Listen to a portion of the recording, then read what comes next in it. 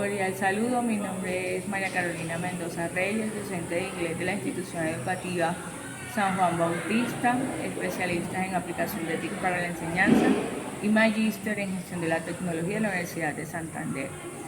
Hoy día tengo a Isabela de Hoyos que va a realizarme algunas preguntas con relación al rol docente y por ende el importante papel que cumplimos nosotros en la formación de los estudiantes.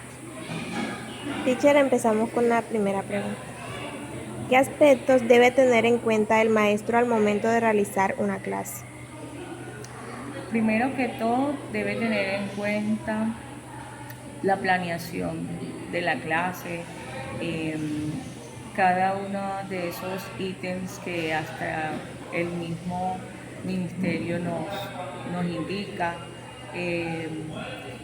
La primera parte sería hacer los saberes previos, identificar cuáles son esos conocimientos que el estudiante tiene de la clase anterior o en su defecto los de años anteriores. Se debe aplicar también la teoría, los conocimientos, luego hacemos énfasis en esas dudas que el estudiante durante la explicación de los contenidos no fueron muy bien asimilados. Se hace un taller aplicativo, luego se hace una pequeña evaluación para verificar que los conocimientos hayan sido adquiridos completamente por el estudiante y por último se puede hacer un feedback o un checklist de esas cosas que el estudiante consideraron positivas o negativas o como docente debemos mejorar en la metodología aplicada para la clase. Teacher, ¿cómo plantea una clase innovadora y motivadora para que el alumno tenga un mejor aprendizaje? Bueno, se tiene que tener en cuenta las inteligencias múltiples. Todos los estudiantes no aprenden de la misma manera, entonces hay que tratar de buscar una clase que integre cada una de esas inteligencias múltiples, las dificultades que cada estudiante tiene, porque todos son diferentes. Entonces podríamos aplicar una clase con música, con juegos, que es lo que más les gusta a los estudiantes de hoy día. Si queramos o no, la tecnología cumple un papel muy importante, entonces el uso de las TICs hoy día en la enseñanza-aprendizaje de cualquier asignatura es fundamental. Entonces, integrar las TIC en ese proceso para que la clase sea innovadora. ¿Cuál debería ser la misión principal de todo docente?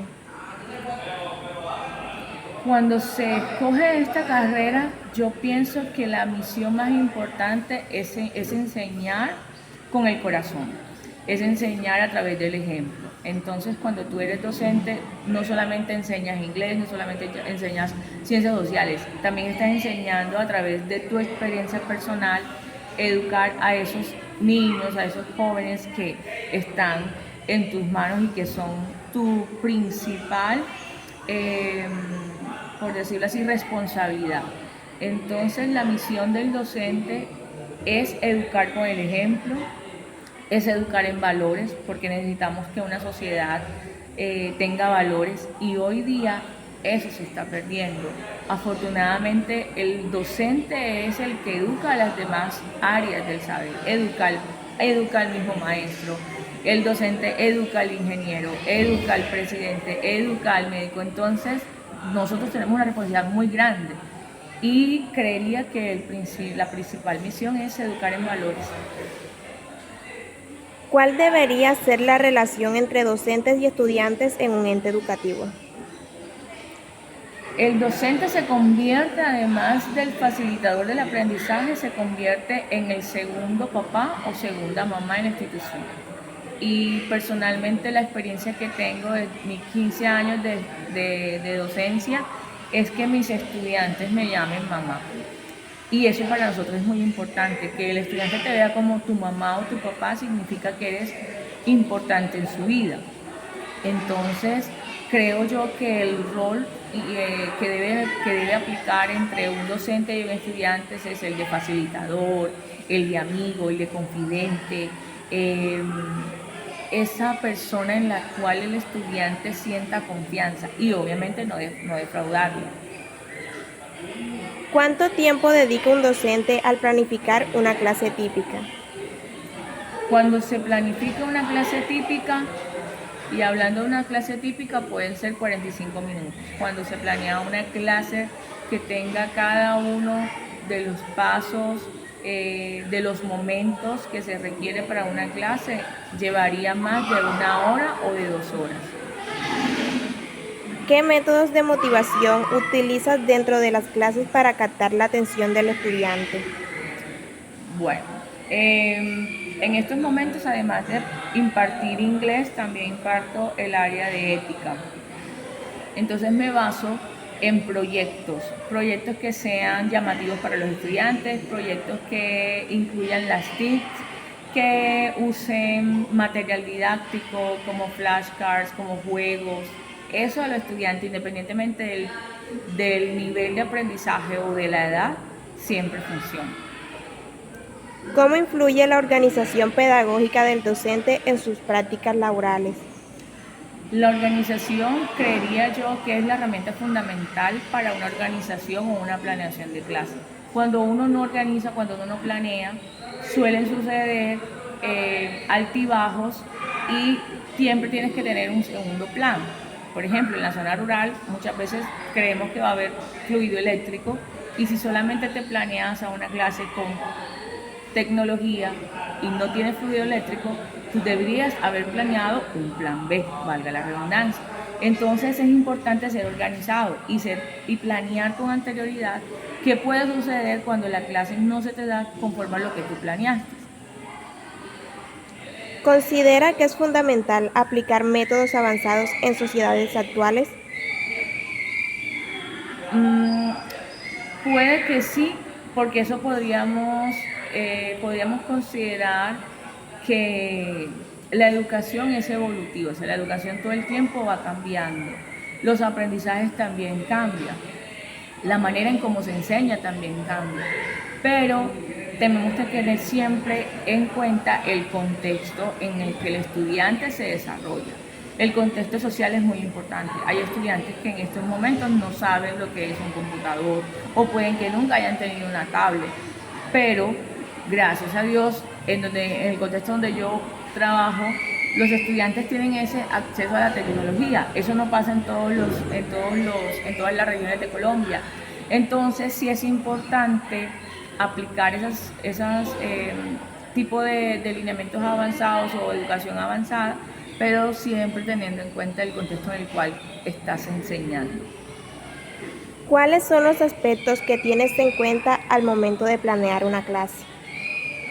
Bueno, como lo he dicho anteriormente, siempre planeo la clase basado en el estudiante, en cómo mi estudiante va a aprender el conocimiento, no cómo lo aprendo yo o cómo lo aprendí yo en mi proceso de formación para ser docente. Es cómo mi estudiante va a aprender ese nuevo conocimiento que yo le voy a transmitir y siempre trato de planearlo de la manera más didáctica y más fácil, porque muchas veces los profes planeamos las clases pensando en nosotros, pero no pensamos en nuestros estudiantes.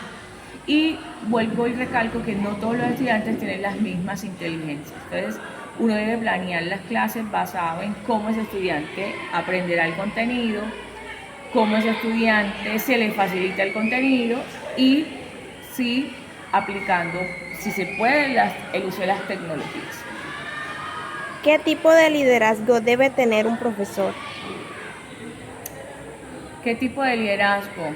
Debe ser un docente proactivo, debe ser un docente que ayude a la consecución de las metas, debe ser un docente que si sus estudiantes no están motivados o que si sus compañeros de trabajo no están motivados a alcanzar un logro, debe por lo menos tomar la iniciativa.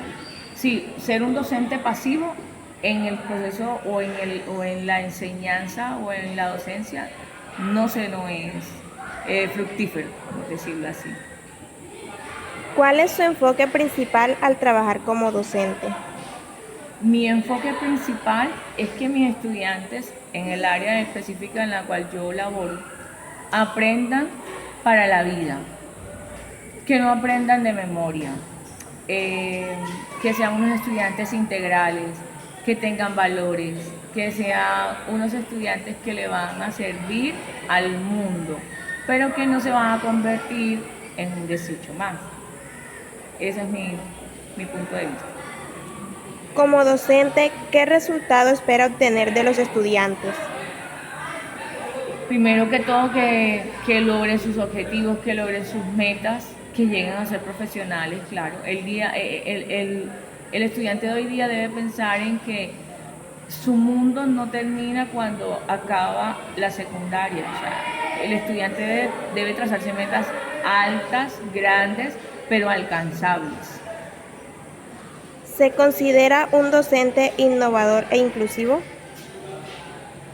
Estoy en trabajo de ello, trato todos los días de innovar, de consultar, de investigar, pero me falta mucho, obviamente, para ser completamente innovador, para ser completamente inclusivo. Aunque la palabra inclusión es una palabra bastante profunda, trato de todos los días que mis estudiantes se sientan incluidos en el proceso de formación y no excluidos. ¿Cuál es la importancia de la planificación educativa? Bueno, como habíamos dicho anteriormente, si tú planeas, sabes a dónde vas. Si tú planificas tu clase, sabes qué saberes fueron los más difíciles para que tus estudiantes adquirieran. Luego puedes preparar otra manera de enseñar ese tipo de conocimientos, ese tipo de contenidos y hacer esa evaluación de diagnóstica que te servirá para mirar el nivel en que tus estudiantes se encuentran con respecto a los contenidos que tú hayas dado. Entonces sí es importante la planeación. La planeación es como la ruta que nos ayuda a seguir durante el proceso de aprendizaje de nuestros estudiantes. ¿Cómo influye la organización pedagógica del docente en sus prácticas educativas?